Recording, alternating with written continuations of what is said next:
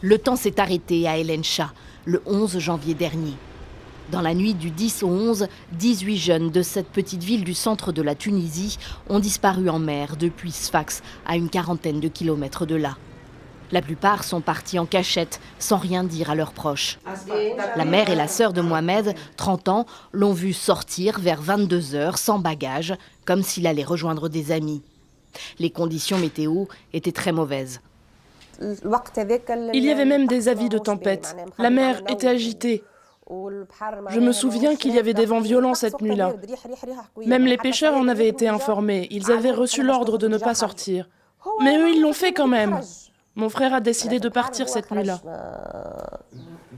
4 mois après le naufrage, les familles des disparus sont à bout, épuisées d'espérer un retour toujours plus hypothétique.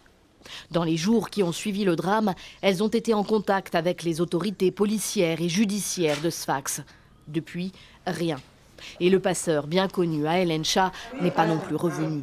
Mefteh Jaloul vit, lui, avec la culpabilité d'avoir donné l'argent nécessaire à son fils de 17 ans pour financer son voyage.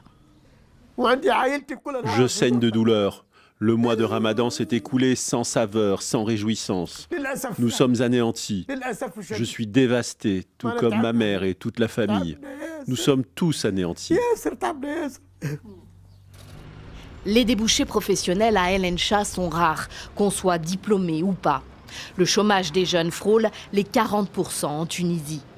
Et le contexte politique joue aussi, au point que l'exil devient la seule perspective désirable.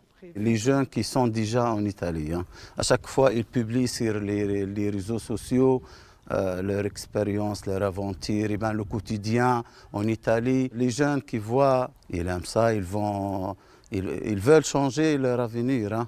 Ils rêvent d'une, comment dirais-je, ils voient l'Europe comme un paradis ou bien un petit paradis.